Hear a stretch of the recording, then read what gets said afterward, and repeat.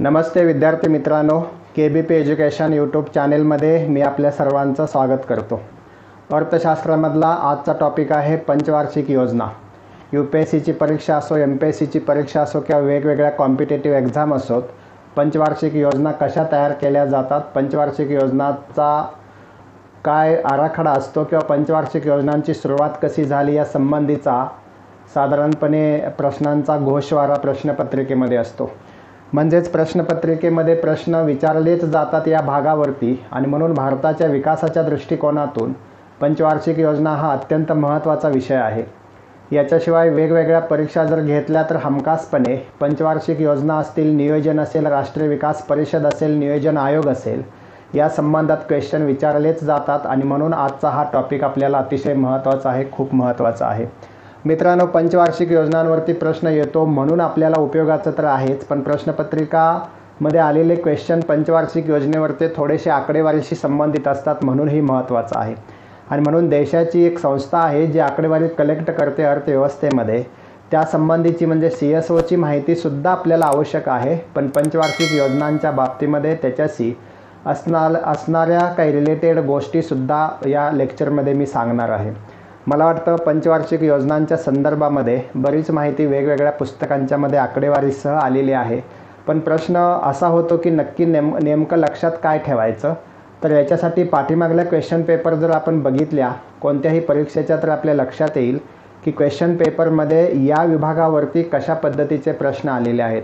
साधारणपणे मुख्य परीक्षा डोळ्यासमोर ठेवून गृहीत धरून आपण हा टॉपिक घेतोय की त्याच्यामध्ये पूर्व परीक्षेचा सुद्धा अभ्यासक्रम कव्हर होतो।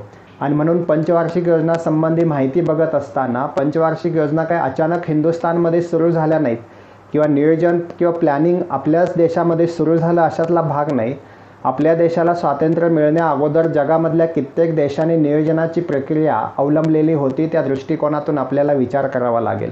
आणि म्हणून पंचवार्षिक योजनांचा उगम कसा झाला हिंदुस्थानमध्ये किंवा हिंदुस्थानमध्ये पंचवार्षिक योजना भारतात कशा सुरू झाल्या हे बघत असताना जगामधल्या वेगवेगळ्या देशांमध्ये असणारी साधारणतः पार्श्वभूमी असणारी परिस्थिती आपल्याला लक्षात घ्यावी लागेल। ती असं की कोणताही देश नियोजनाशिवाय विकास करू शकत नाही, ही पहिली बाब अतिशय महत्त्वाची। कोणत्याही देशाला विकास करायचा असेल, कोणत्याही देशाला प्रगती करायची असेल तर त्याला नियोजन करावं लागतं। नियोजनाशिवाय प्रगती होत नाही, नियोजनाशिवाय विकास होत नाही, हे निर्विवाद सत्य आहे।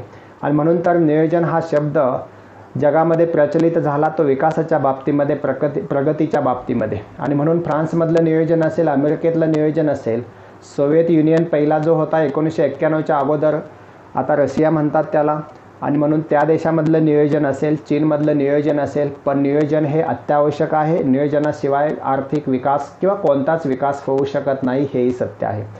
आणि म्हणून ज्या वेळेला दुसरं महायुद्ध सुरू होतं, दुसरं महायुद्ध संपल्यानंतर जगामध्ये दोन तात्विक वाद सुरू झाले।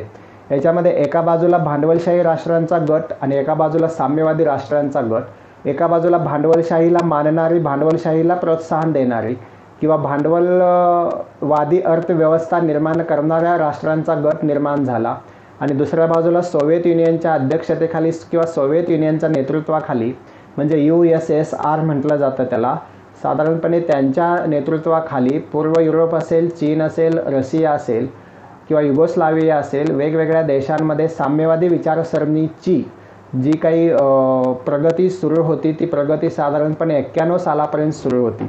आणि म्हणून जग असं दोन्ही भागामध्ये विभागलेलं असताना, दोन्ही विचारसरणीमध्ये विभागलेलं असताना शेवटी कोणतीही विचारसरणी ही न्यूट्रल असते, त्याचा वापर आपण कसा करतो त्याच्यावरती ते डिपेंड असतं।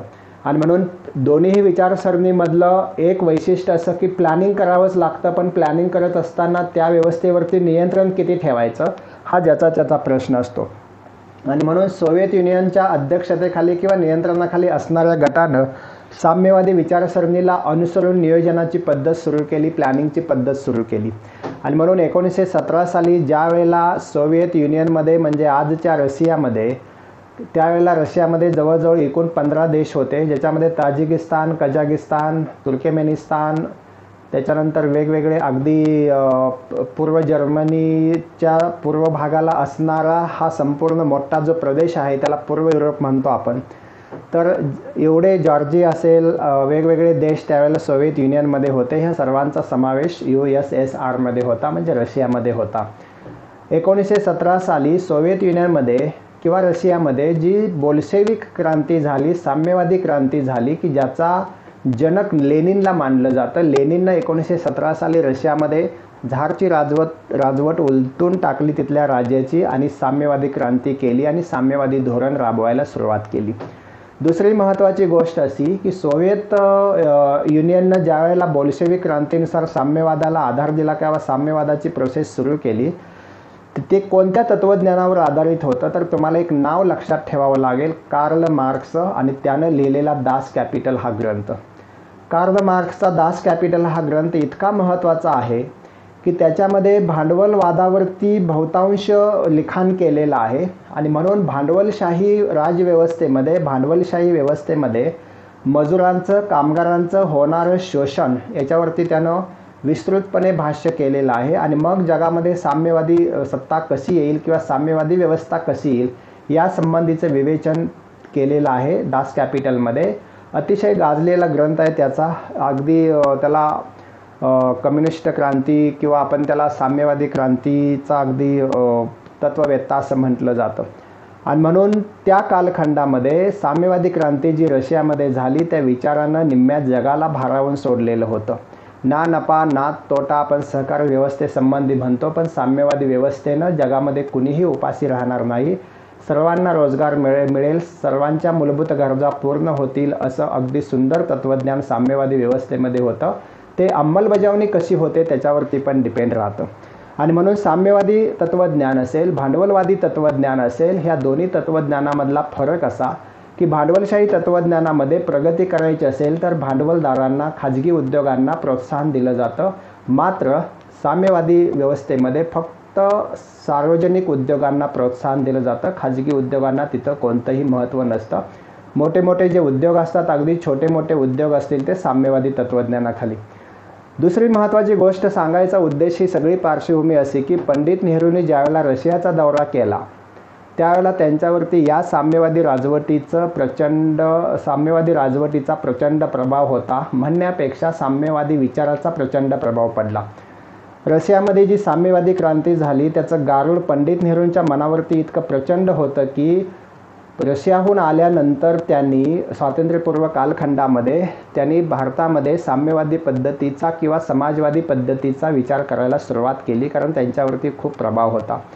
आणि म्हणून भारतामधलं नियोजन ज्या वेळेला आपण बघतो, भारतामधल्या पंचवार्षिक योजना ज्या वेळेला आपण बघतो, त्याचा पाया रशियन राजवटीमध्ये, रशियन साम्यवादी तत्त्वज्ञानामध्ये असलेला दिसून येतो. ते कसं तर रशियामध्ये स्टालिन असेल, त्याच्यापूर्वी लेनिन असेल, या सोव्हिएत युनियनच्या सत्ताधीशांनी त्यांच्या देशामध्ये खूप प्रगती केलेली होती.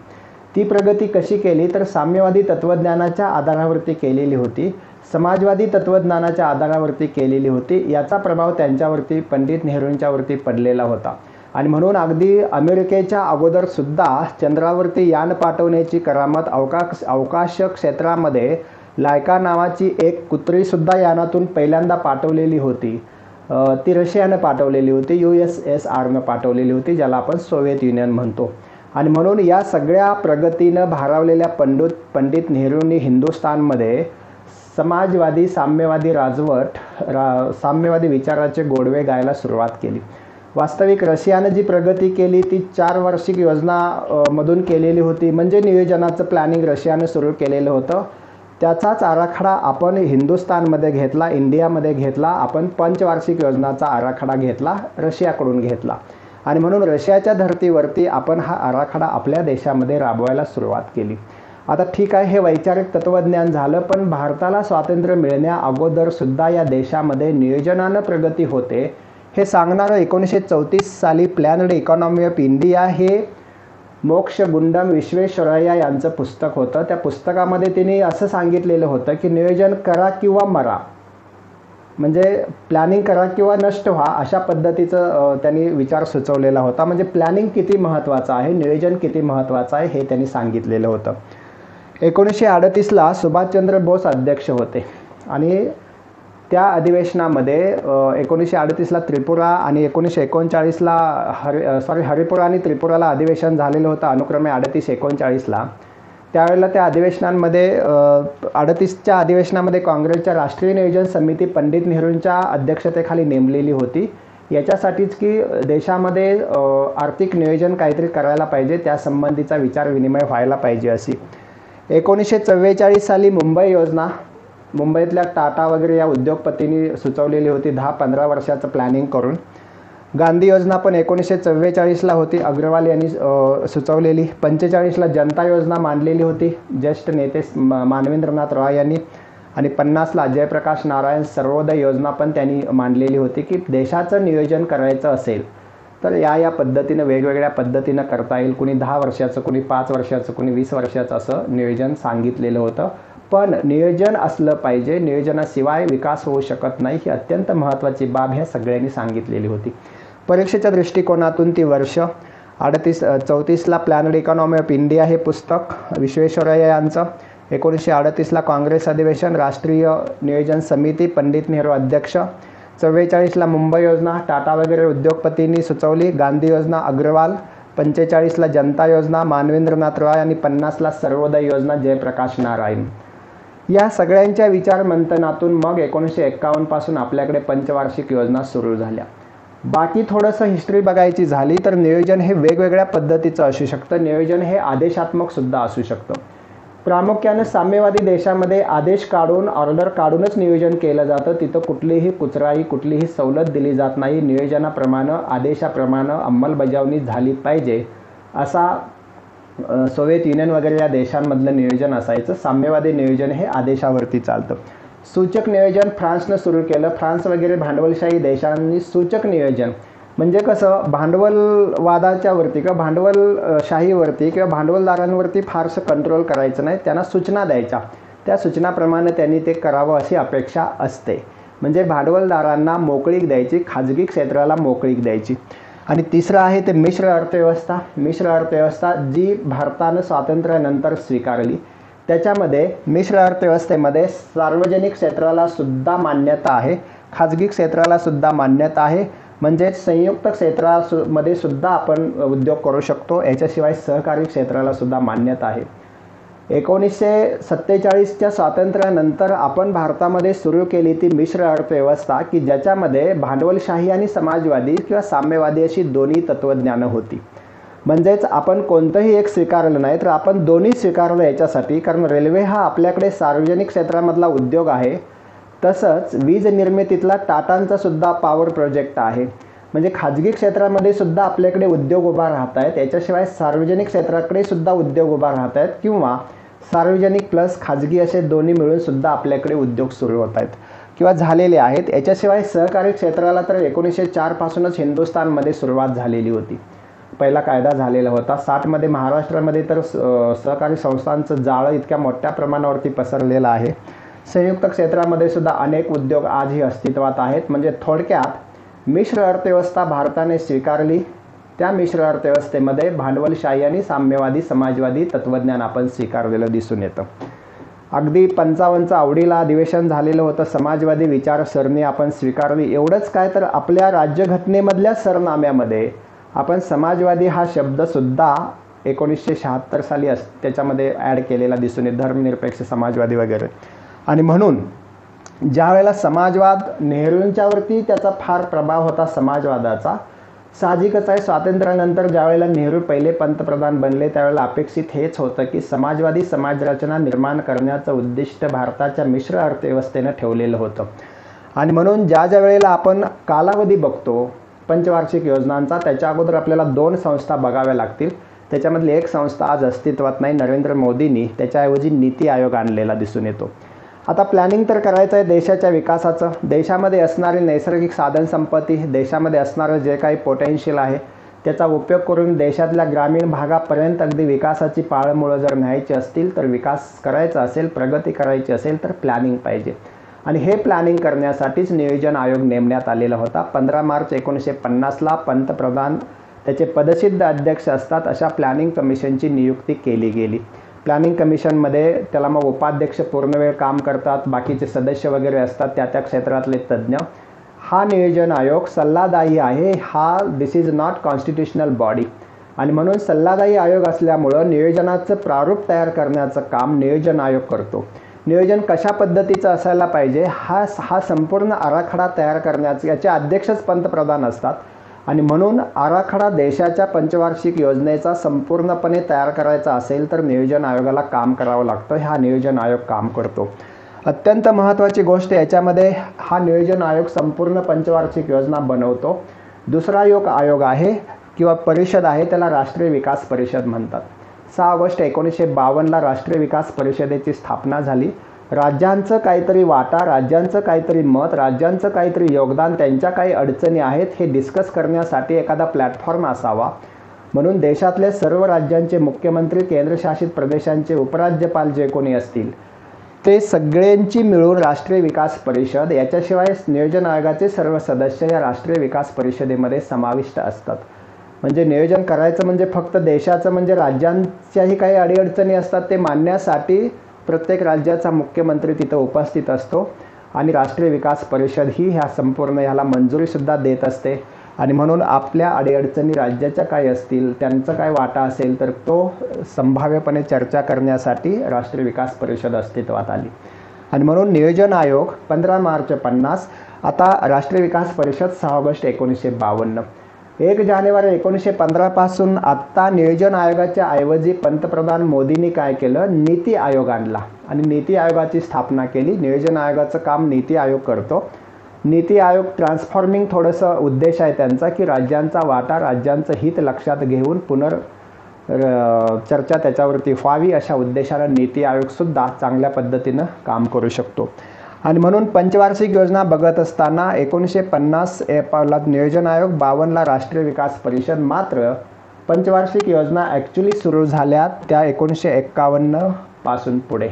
तर 1951 पासून पंचवार्षिक योजना आपल्या देशामध्ये सुरू झाल्या. मी आत्ता सांगितलं पंचवार्षिक योजना त्याचं नियोजन आयोग काम करतो. पंचवार्षिक योजना निर्माण करण्याचं, तयार करण्याचं, आराखडा करण्याचं काम राष्ट्रीय विकास परिषदेमध्ये त्याला मंजुरी वगैरे दिली जाते. आणि म्हणून त्याचा कालावधी बघायचा असेल तर आपल्याला थोडंसं कन्फ्युजन करणारा हा पॉईंट आहे. पहिली पंचवार्षिक योजना 1951ला सुरू झाली, 56ला संपली, 5 वर्ष. दुसरी पंचवार्षिक योजना 1956 ते 1961. तिसरी पंचवार्षिक योजना 1961 ते 1966. 5-5 वर्षाचा कालावधी या योजनांनी कंप्लीट केलेला आहे.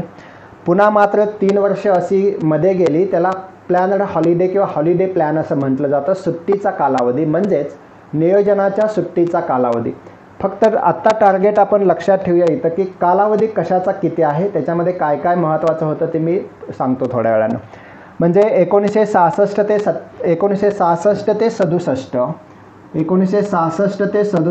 67 ते 68, 68 ते 69 अशी ही 3 वर्षे जी होती, ह्या 3 वर्षामध्ये म्हणजे 66, 67, 67, 68 आणि 68, 69 ही 3 वर्षाला आपण काय म्हणतो, सुट्टी. कशाची सुट्टी तर नियोजनाच्या सुट्टीचा कालावधी. हा नियोजनाच्या सुट्टीचा कालावधी घेण्यात आला, त्याची कारणं आपण डिस्कस करूया. पण त्याच्यापूर्वी 4थी पंचवार्षिक योजना 1969 ते 74 पूर्ण झाली. 5वी पंचवार्षिक योजना 1974 ते 78 पूर्ण 78 1 वर्ष अगोदर थांबली. आणि 78 ते 80 ही 2 वर्षामध्ये गॅप झाला. सत्तांतर झालं देशामध्ये, त्याच्यामुळं गॅप झाला तो. म्हणजे 78 ते 80 म्हणजे 1978 ते 80 हा एक गॅप लक्षात ठेवायचा. पहिला नियोजनाच्या सुट्टीचा कालखंड, दुसरा हा एक गॅप. त्याच्यानंतर 80 ते 85 6वी योजना, 7वी योजना 85 ते 90, पुन्हा 90 ते 92 हा एक गॅपमध्ये सुट्टी. 92 ते 97 8वी योजना, 97 ते 2002 9वी योजना, 2002 ते 2007 10वी, 2007 ते 12 11वी योजना, 12 ते 17 12वी योजना आणि 17 ते 22 जी आता सुरू आहे ती 13वी पंचवार्षिक योजना. मित्रांनो, प्रश्न याच्यावरती येतो कोणत्या योजनेचा कालावधी किती आहे. आता जो गॅप आहे मध्ये तो गॅप सांगतो मी. 3 वेळा गॅप आलेला दिसतो आपल्याला इथे. सुट्टीचा कालावधी, नियोजनाच्या सुट्टीचा कालावधी 3 वर्ष, पुन्हा 2 वर्ष आणि पुन्हा 2 वर्ष. हा गॅप वगळूनच आपल्याला पंचवार्षिक योजनांचा कालावधी गृहीत धरावा लागतो. पहिली पंचवार्षिक योजना सुरुवात झाली किंवा नियोजन सुरू झालं त्यावेळेला देशासमोर वेगवेगळ्या अगदी अन्नधान्याच्या सुद्धा अडचणी होत्या आणि म्हणून नुकतीच फाळणी झालेली होती. ताग पिकवणारा भाग गेला बांगलादेशामध्ये, कापूस पिकवणारा भाग गेला सिंधमध्ये, पंजाबमध्ये आणि आपल्याकडे फक्त तागाच्या गिरण्या आणि कापसाच्या गिरण्या आलेल्या होत्या वाटून. आणि म्हणून ह्या सगळ्या घडामोडीमधून आर्थिक संकटामधून बाहेर पडायचं असेल तर नियोजन करावं लागेल, प्लॅनिंग करावं लागेल. आणि मग 1951 पासून पहिली पंचवार्षिक योजना सुरू झाली. पहिली पंचवार्षिक योजना अपेक्षेपेक्षा जास्त यशस्वी झाली, कारण पहिल्या पंचवार्षिक योजनेमध्ये आपण शेतीवरती जास्तीत जास्त भर दिलेला होता. जलसिंचनाच्या सोयीसुविधा, बी बियाणे, खते वापर याच्यावरती जास्तीत जास्त भर दिलेला आपल्याला दिसून येतो. आणि म्हणून ही जी योजना होती पहिली ती हेरॉल्ड डोमार यांच्या तत्वावरती आधारित होती, यांच्या आराखड्यावरती आधारित होती. म्हणजे पहिली योजना हेरॉल्ड डोमार. ही योजना अपेक्षेपेक्षा जास्त यशस्वी झाली, कारण 2.1 असलेला संकल्पित विकास दर 3.6 वरती पोहोचलेला होता. म्हणजे आर्थिक विकास दर ठेवला आपण किती, 2.1% पोहोचला 3.6 वरती. म्हणजे अपेक्षेपेक्षा जास्त यश मिळालं पहिल्या पंचवार्षिक योजनेला. आणि म्हणून कृषी आणि जलसिंचनासाठी जर कोणती योजना महत्त्वाची होती तर ती 1951 ते 56 ही योजना. वेगवेगळे प्रोजेक्ट आपण पहिल्या योजनेमध्ये सुरू केलेले होते. सिंद्रीतला खत कारखाना असेल किंवा वेगवेगळे पोलाद कारखाने असतील, भाकरा धरण असेल, वेगवेगळे प्रोजेक्ट आपण पहिल्या योजनेमध्ये सुरू केले. याच कालावधीमध्ये अपेक्षेपेक्षा जास्त प्रगती भारताने सुरुवातीला केली. सर्वांचा उत्साह याच्यामध्ये दुणावलेला होता. दुसरी पंचवार्षिक योजना सुरू झाली 1956 ते 61 मध्ये. जड उद्योग, मूलभूत उद्योगावरती जास्तीत जास्त भर दिला गेला. याचं जे प्रतिमान होतं 56 ते 61च्या म्हणजे दुसऱ्या योजनेमध्येच आपण समाजवादी अर्थव्यवस्था सुरू केलेली होती, त्याच्यावर भर दिलेला होता. मोठे मोठे प्रकल्प, अगदी दुर्गापूरचा प्रकल्प असेल, सोव्हिएत रशियाच्या मदतीनं, ब्रिटनच्या मदतीनं, जर्मनीच्या मदतीनं वेगवेगळे प्रकल्प आपण सुरू केले. हे सगळे प्रकल्प सुरू केले दुसऱ्या योजनेमध्ये. आणि या योजनेला समाजवादी समाजरचनेची ही काय म्हणतो त्याला आपण प्रभाव असलेली योजना म्हणतो.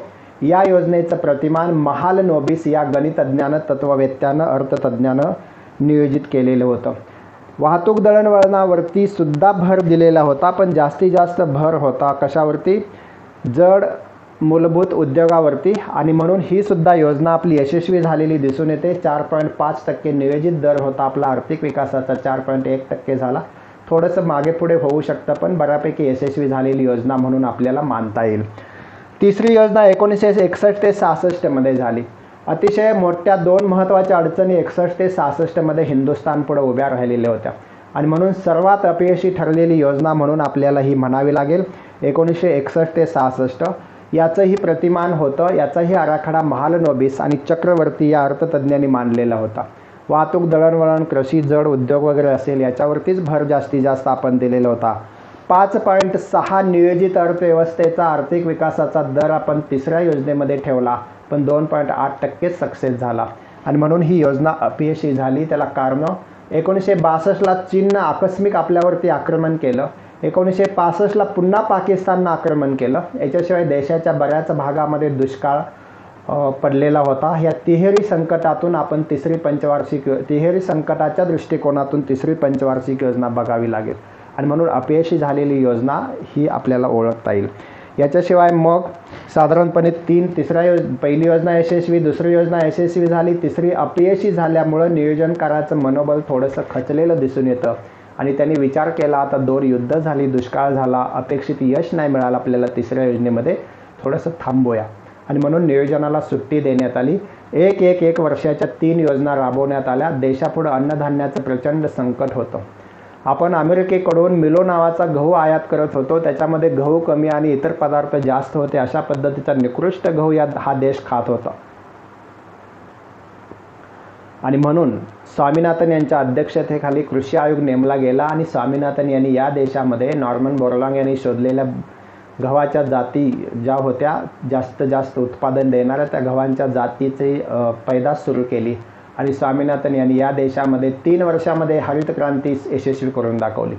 प्रामुख्यानं उत्तर भारतामध्ये पंजाब, हरियाणा असेल, UP, बिहार असेल या पट्ट्यामध्ये मका असेल, गहू असेल, तांदूळ असेल या पिकांमध्ये प्रचंड क्रांती झाली. देशाला पुरेल इतपत अन्नधान्य आपण निर्माण करू लागलो आजची परिस्थिती अशी आहे, आपल्याकडे 8-10 वर्षसुद्धा पुरेल इतपत अन्नधान्याचा साठा आहे.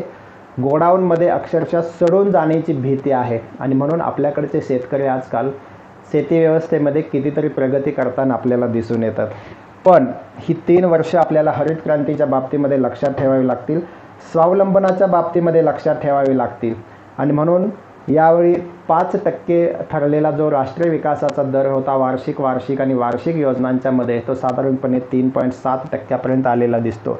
तरी पण हरित क्रांतीच्या बाबतीमध्ये आपण यशस्वी झालो असं मानता येईल. नुसती हरित क्रांती यशस्वी झाली नाही, तर हरित क्रांती यशस्वी होण्यासाठी जो आपण आराखडा मांडला, मग बी बियाणे असेल, जलसिंचन असेल, कीटकनाशके असतील, सुधारित तंत्रज्ञान असेल, प्रगत तंत्रज्ञान शेतीमध्ये असेल, याचा वापर सुरू केल्यामुळं देश आर्थिकदृष्ट्या 71 पर्यंत अन्नधान्यामध्ये स्वयंपूर्ण बनला. 1971 नंतर तर आपण निर्यात करायला लागलो. 1969 ते 74 चौथी योजना आणि 1974 ते 78 पाचवी योजना. साधारणपणे कृषी आणि जलसिंचनावरती पुन्हा आपण भर दिला. त्याच्यानंतर स्वावलंबन आणि स्थैर्यासह आर्थिक विकास असं धोरण आपण ठेवलं 1969 ते 74. याच योजनाच्या कालावधीमध्ये 71चं युद्ध पण लढलं गेलं. तरी पण साधारणपणे आपल्याला असं दिसून येईल याच्यामध्ये की साधारणपणे 69 ते 74 या कालावधीमध्ये कृषी आणि जलसिंचन याच्यावरती जास्त भर देण्यात आला. अलन मान, रुद्र आणि धनंजयराव गाडगीळ यांच्या प्रतिमानावर आधारलेली ही चौथी योजना होती. यशस्वी करण्याचा भरपूर प्रयत्न केला, बऱ्यापैकी 50% पेक्षा जास्त यश मिळालं आणि 5.7% ठेवलेला राष्ट्रीय विकासाचा दर होता, तो 3.3% आलेला होता. कृषी जलसिंचनावरतीच भर जास्तीत जास्त दिलेला होता. याच्यावरती आपण 1974 ते 78 पाचवी पंचवार्षिक योजना राबवली.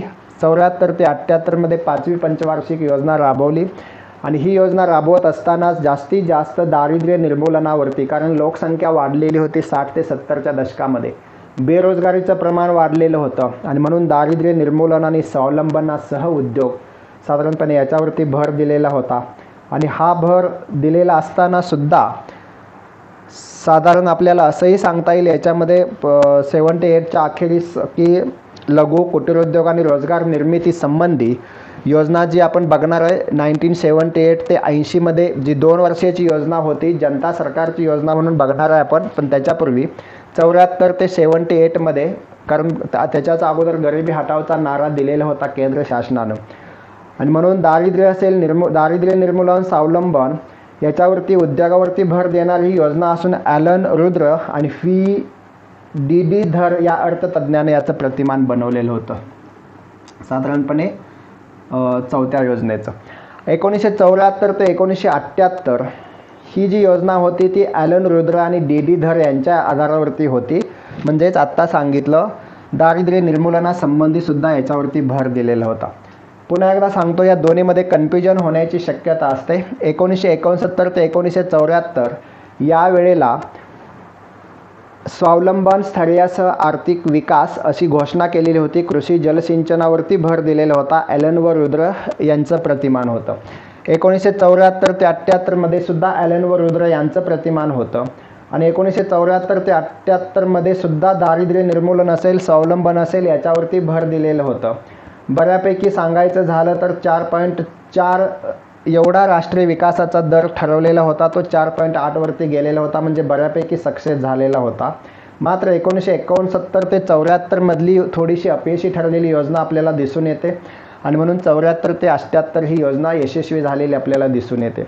दुसरी महत्त्वाची गोष्ट 1978 ते 1980मध्ये सरकती योजना म्हणतो आपण. 1978 ते 1980मध्ये जी सरकती योजना, त्यालाच रोलिंग प्लॅन असं म्हटलं जातं. 1978 ते 80. आता त्याला राजकीय स्थैर्य कारणीभूत होतं, कारण 77मध्ये निवडणुका झालेल्या होत्या. 78ला जनता पक्षाचं सरकार आलं. इंदिरा गांधींनी सुरू केलेली पाचवी योजना त्यांनी थांबवली आणि पुन्हा 5 वर्षाची योजना 78 ते 83 सुरू केलेली होती. पण पुन्हा त्यांचंही सरकार पडलं आणि इंदिरा गांधींनी 80पासून पुन्हा 6वी पंचवार्षिक योजना सुरू केली. 78 ते 80मध्ये जनता पक्षाचं सरकार होतं. मोरारजी देसाई पंतप्रधान होते. बिगर काँग्रेस सरकार म्हणून देशात पहिल्यांदाच निर्माण झालेलं होतं. लघुउद्योगावर भर दिलेला होता. उद्योगमंत्री त्यावेळेला जॉर्ज फर्नांडिस होते. अटल बिहारी वाजपेयी परराष्ट्र मंत्री होते. जनता राजवटीमध्ये नभोवाणी मंत्री लालकृष्ण अडवाणीसुद्धा त्याच्यामध्ये होते आणि म्हणून ह्या सगळ्या मंडळींनी लघुउद्योगावर कुटीरोद्योगावर जास्तीत जास्त भर दिलेला आपल्याला दिसून येतो. प्रोफेसर लकडावाला यांनी केलेलं नियोजन होतं 78 ते 80मध्ये. 80 ते 85मध्ये पुन्हा इंदिरा गांधींनी 6वी योजना सुरू केली. 80 ते 85 कालखंडामध्ये ॲलन व रुद्र यांचंच नियोजन होतं. दारिद्र्य निर्मूलन आणि रोजगार निर्मिती याच्यावरती जास्तीत जास्त भर दिलेला होता. 5 पॉईंट साधारणपणे 2 विकास दर ठेवलेला होता. 5.7 अपेक्षित यशस्वी झालेला होता. इथून पुढे ज्या योजना आपण बघणार आहोत तो रोजगार निर्मिती आणि ऊर्जा निर्मिती याच्यावरती जास्तीत जास्त भर दिलेला आपल्याला दिसून येतो. 85 ते 90 राजीव गांधींनी सुरू केलेली योजना होती, त्याला 7वी योजना असं आपण म्हणतो. टेक्नॉलॉजीवरती आधारित जास्तीत जास्त प्रगती या योजनेमध्ये आपण केलेली होती. ऊर्जा क्षेत्रावरती जास्तीत जास्त भर दिलेला होता. ब्रह्मानंद आणि वकील हे या 7व्या योजनेचे कोण होते? आराखडा किंवा प्रतिमान तयार करणारे अर्थतज्ञ होते. 85 ते 90 साधारणपणे याच रोजगार निर्मितीची योजना म्हणतो. तंत्रज्ञानावर आधारित रोजगार योजने म्हणतो आपण. याच कालावधीमध्ये देशामध्ये तंत्रज्ञानाचं वारं वाहू लागलेलं होतं. परदेशी तंत्रज्ञान देशामध्ये यायला सुरू झालेलं होतं. दारिद्र्य निर्मूलन असेल, रोजगार निर्मिती असेल किंवा उत्पादक रोजगाराची निर्मिती असेल या योजनेमध्ये सुरू झालेली दिसून येते.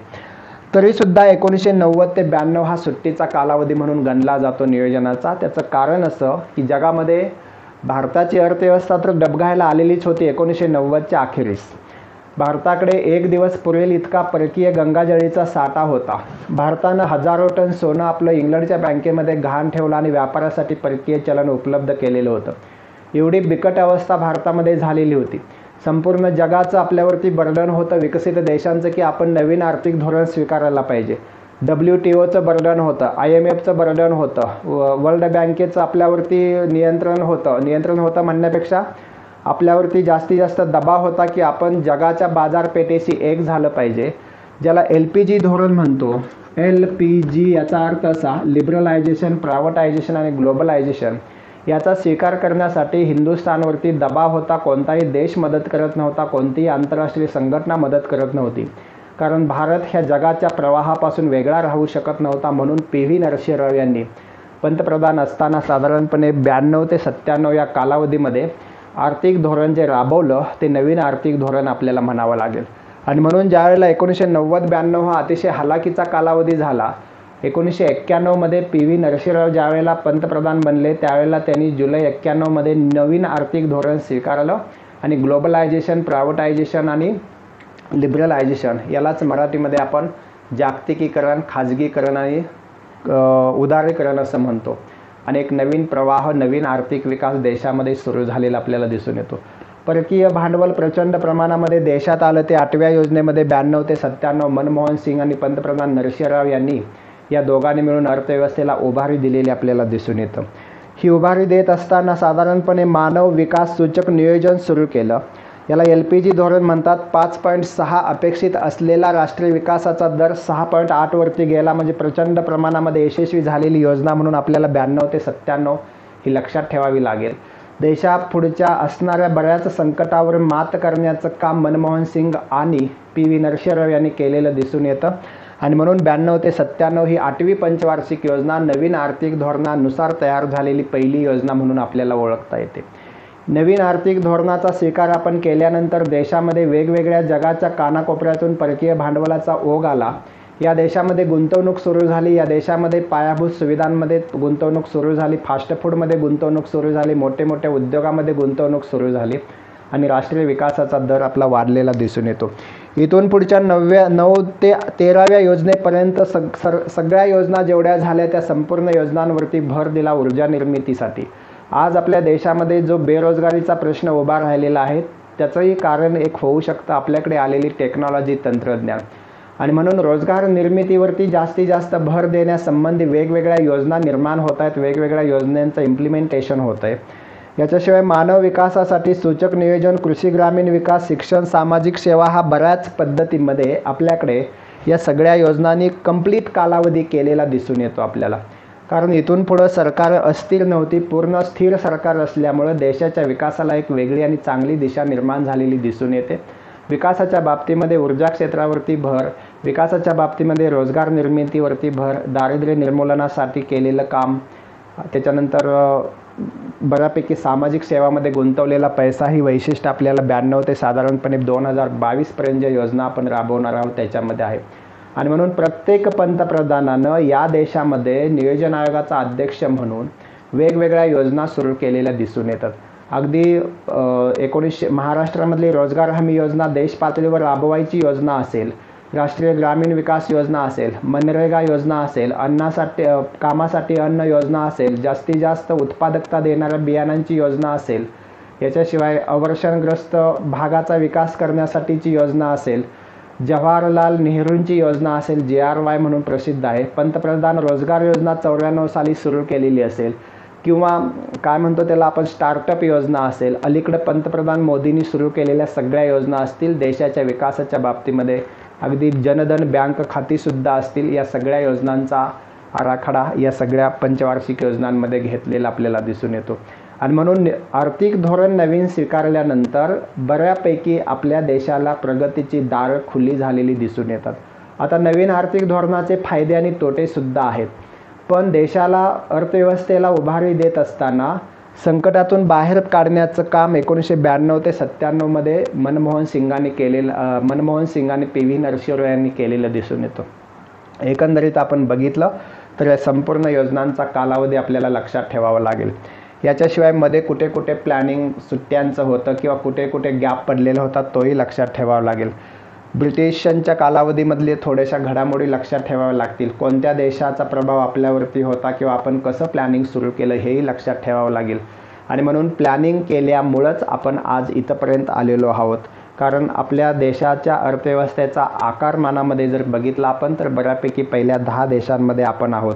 आणि म्हणून पंचवार्षिक योजना हेच राष्ट्रीय विकासाचं धोरण त्या पद्धतीनं आपण राबवलेलं दिसून येतो. हे नियोजनाचं धोरण राबवल्यामुळं आपल्याला जी काय उद्दिष्ट साध्य करावी लागतील त्याचं नियोजन करता येतं. त्याच्यासाठी पैसा किती तो देता येतो किंवा त्यासंबंधीचं प्लॅनिंग करता येतं. आणि देशाचा विकास करायचा असेल तर नियोजन आजही आवश्यक आहे. अशा पद्धतीनं आपण संपूर्णपणे पंचवार्षिक योजना साधारणपणे परीक्षेमध्ये जास्तीत जास्त विचारतात ते 92 ते 97 या कालावधीपर्यंत. कारण इथून पुढं 1997 ते 2002 ते अगदी 2012 ते 2017 ह्या 12व्या पंचवार्षिक योजनेपर्यंतची जी उद्दिष्ट आहेत ती प्रामुख्याने एक समान उद्दिष्ट आपल्याला दिसून येतील. समान उद्दिष्टामध्ये मग पायाभूत संरचनेचा विकास असेल, वाहतूक दळणवळणाचा विकास असेल, शेती जलसिंचनाचा विकास असेल, रोजगार निर्मिती असेल, दारिद्र्य निर्मूलनाचा धोरण असेल, ह्या सगळ्या गोष्टी कॉमनली टार्गेट आपण ठेवलेल्या दिसून येतात. आणि म्हणून ह्या संपूर्ण पंचवार्षिक योजनांच्या मध्ये सामाजिक सेवांवरती भर दिलेला आपल्याला दिसून येतो. हा भर देत असताना जो राष्ट्रीय विकासाचा दर सुरुवातीच्या कालावधीमध्ये मी सांगितला तो साधारणपणे अतिशय महत्त्वाचा आहे. आणि म्हणून जे 10वी योजना असेल त्याचा 8 हा नियोजित दर होता, 8%. 11वी योजना होती त्याचा 9% होता. साधारणपणे काही बाबतीमध्ये यशस्वी झालो आपण, काही बाबतीमध्ये अयशस्वी झालो. हा संपूर्ण भाग जो आहे पंचवार्षिक योजनेचा, नियोजन आयोगाचा, राष्ट्रीय विकास परिषदेचा, थोडक्यात प्लॅनिंग. म्हणून हे प्लॅनिंग अतिशय महत्त्वाचं आपल्याला परीक्षेच्या माध्यमातून किंवा परीक्षेसाठी जेवढं महत्त्वाचं आहे तेवढं आपण याच्यामध्ये कलेक्ट केलेलं आहे सुरुवातीच्या कालखंडामध्ये. साधारणपणे 92 ते 97 पर्यंतचा डिटेल भाग आपण बघितलेला आहे. आणि त्याच्यानंतर अटल बिहारी वाजपेयींचा कालावधी 97 ते 2002 मध्ये बऱ्यापैकी होता. 2002 नंतरही थोडा होता. आणि 2007 ते 12 ते 17 याच्यामध्ये मनमोहन सिंगांची 10 वर्ष, मोदींची त्याच्यानंतर अलीकडची 6 वर्ष. या कालावधीमधली अर्थव्यवस्था याच्यावरती आपण वेगळा व्हिडिओ करणार आहोत. त्यासंबंधीची माहितीही तुम्ही जाणून घ्या. दुसरी गोष्ट महत्त्वाची, कोणताही पंतप्रधान, कोणताही पक्ष आला तरी नियोजन सोडू शकत नाही. कारण नियोजनाशिवाय प्रगती होत नाही, विकास होत नाही, हेही तितकंच सत्य आहे. आणि म्हणून पंतप्रधान मोदींनी नियोजन आयोगाचं रूपांतर नीती आयोगामध्ये केलं, तेही देशाच्या भल्यासाठीच, देशाच्या विकासासाठीच, त्याच्यामध्ये काही योजना राबवण्याच्या दृष्टिकोनातून. आणि म्हणून नीती आयोगाचे सुद्धा पदसिद्ध अध्यक्ष हे पंतप्रधानच आहेत. अमिताभ कांत आता त्याचे उपाध्यक्ष आहेत. त्या दृष्टिकोनातून ह्या सगळ्या नवीन पंचवार्षिक योजना ज्या आहेत त्या दृष्टिकोनातून वाटचाल सुरू आहे. आणि म्हणून एका बाजूला परीक्षेसंबंधी तयारी करत असताना डिस्क्रिप्टिव्ह क्वेश्चनसुद्धा आपल्याला त्याची उत्तरं लिहिता आली पाहिजेत. मग UPSCची मुख्य असेल, MPSCची मुख्य परीक्षा असेल किंवा वेगवेगळ्या पूर्वपरीक्षा असतील तर साधारणतः हा भाग अतिशय महत्त्वाचा आहे. तर त्याच्यानंतर साधारणतः पुढचा एक व्हिडिओ आपण वेगवेगळ्या संपूर्ण योजनांच्या संबंधित किती यशस्वी झाल्या, किती अयशस्वी झाल्या, म्हणजे वेगवेगळ्या वार्षिक योजना असतील, त्याच्यानंतर मोदींनी राबवलेल्या असतील, मनमोहन सिंगांनी राबवलेल्या असतील, अटल बिहारी वाजपेयींच्या विकासासंबंधीच्या योजना असतील, या योजनांच्यावरती आपण नंतरच्या व्हिडिओमध्ये भर देणार आहोत. मित्रांनो, मला वाटतं तुमच्या लक्षात आलं असेल पंचवार्षिक योजना संबंधीची माहिती. परीक्षेला प्रश्न लिहिण्या इतपत किंवा समजण्या इतपत आपण घेतलेला आहे. आय होप तुम्हाला खूप चांगल्या पद्धतीने समजलं असेल. धन्यवाद. जय हिंद, जय महाराष्ट्र. थँक्यू.